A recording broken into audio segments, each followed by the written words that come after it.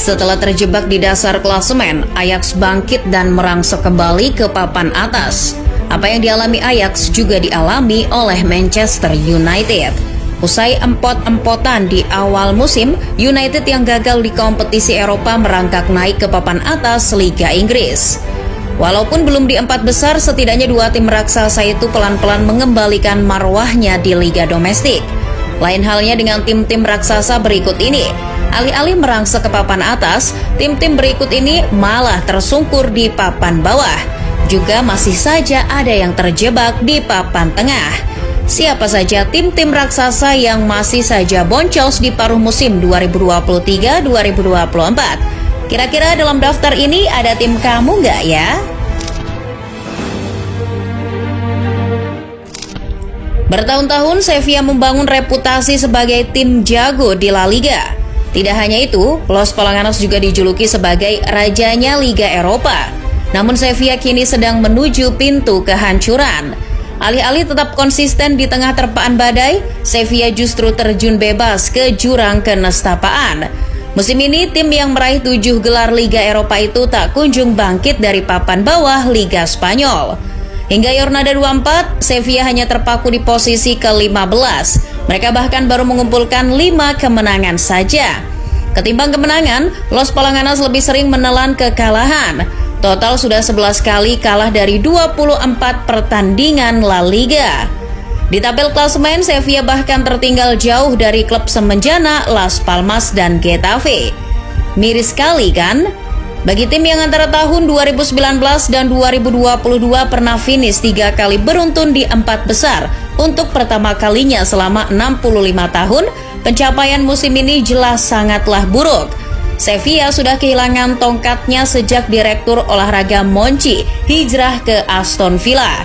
Monchi lepas tangan begitu saja meninggalkan para pemain tua, berkinerja buruk tapi gajinya mahal, dan ketakutan terhadap degradasi.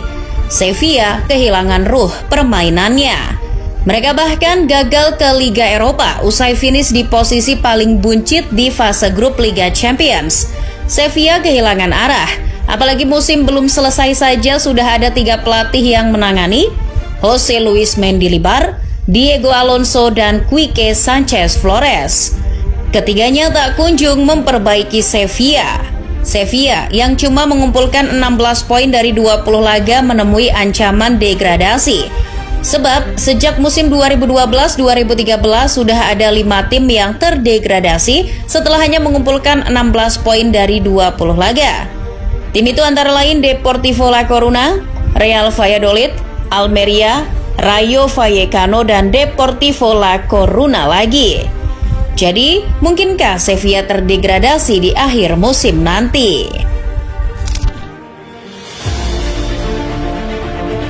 Perkasanya Napoli musim lalu tak terbantahkan. Setelah sekian dekade, bekas timnya Maradona itu kembali menghentak Serie A. Luciano Spalletti membawa Napoli meraih Scudetto setelah 33 tahun tak melakukannya. Terlepas dari gelar yang diraih musim lalu, Il Partenope sejatinya memang tim raksasa. Tim dari kota Naples itu selama beberapa tahun bersaing di papan atas. Bahkan sejak 9 tahun yang lalu, Napoli hanya pernah 3 kali gagal finish di 4 besar. Hal itu membuktikan bahwa Napoli memang langganan zona Liga Champions. Namun musim ini Napoli sepertinya tak punya gerak-gerik untuk mempertahankan gelar. Jangankan itu, bersaing di papan atas saja terasa sulit. Betapa tidak, hingga Jornada 24 Partenope cuma duduk di peringkat 9. Poin mereka 35, terpaut 7 angka dari Atalanta di posisi keempat. Seluruh kekacauan ini dimulai ketika Spalletti memutuskan tak lanjut dan memilih rehat. Tapi sayangnya Spalletti mengkhianati keputusannya sendiri dengan menerima tawaran dari FIGC untuk melatih timnas Italia. Setelah ditinggal si gundul, Napoli dilatih Luis Garcia.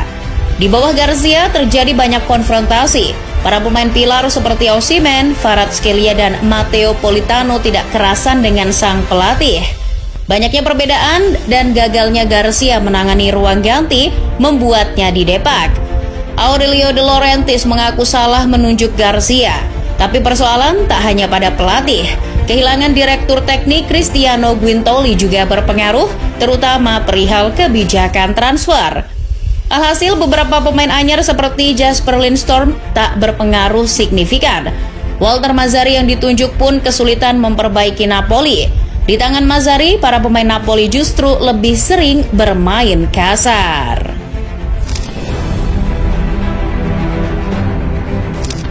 Selama beberapa tahun, Olympique Marseille menjadi pesaing PSG di papan atas Liga Prancis. Bahkan Marseille pernah 9 kali juara Ligue 1. Tentu kamu bisa menambahkan gelar Liga Champions untuk membuktikan kalau Marseille adalah tim raksasa.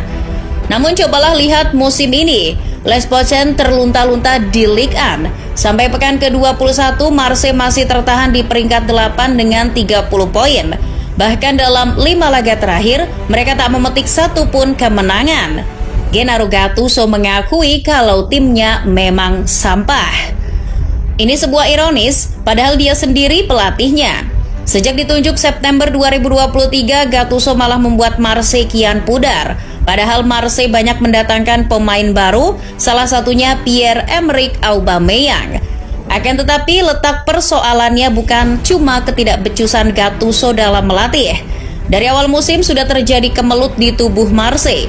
Muncul konfrontasi di mana penggemar Marseille menuntut agar Pablo Longoria meletakkan jabatannya sebagai presiden. Ia pun pernah berpikir untuk mengundurkan diri, tapi saat naskah video ini dibuat, ia belum mundur. Penggemar Marseille memang berkali-kali ikut campur dalam keputusan manajemen, termasuk dalam proses pengunduran diri Marcelino, manajer sebelumnya. Terlalu banyak konfrontasi dari penggemar ini membuat Marseille seolah terkoyak dari dalam. Hal itulah yang bisa jadi membuat fokus mereka terbelah.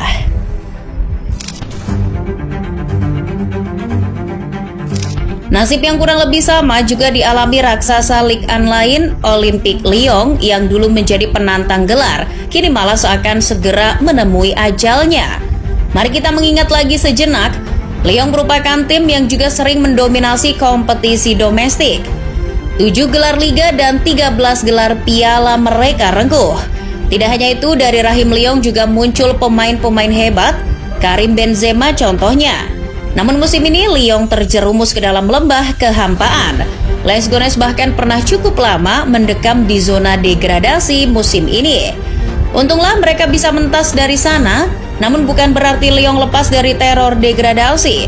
Sebab hingga pekan 21, Les Gones toh masih berada di peringkat 13. Mereka bahkan hanya berjarak 3 poin dari lorong yang berada di lubang playoff degradasi. Fabio Grosso, mantan pelatih Frosinone yang ditunjuk malah membawa Lyon terpuruk. Namun setelah ganti pelatih ke Pierre Sage pun, Lyon tak kunjung bangkit. Pemain-pemain yang didatangkan tak banyak membantu. Said Benrahma, Nemanja Matic, Aurel Mangala hingga Gif Orban yang baru-baru ini didatangkan belum memberi pengaruh besar. Para pemain Lyon tidak berada di level terbaik. Barangkali satu-satunya pemain yang bisa diandalkan adalah Alexander Lacazette. Sang pemain sudah mencetak 12 gol dari 21 laga di Ligue 1 musim ini. Tapi apa yang diharapkan dari Lacazette yang performanya saja kadang tak menentu? Les Gones tak menemukan solusi untuk keluar dari situasi ini.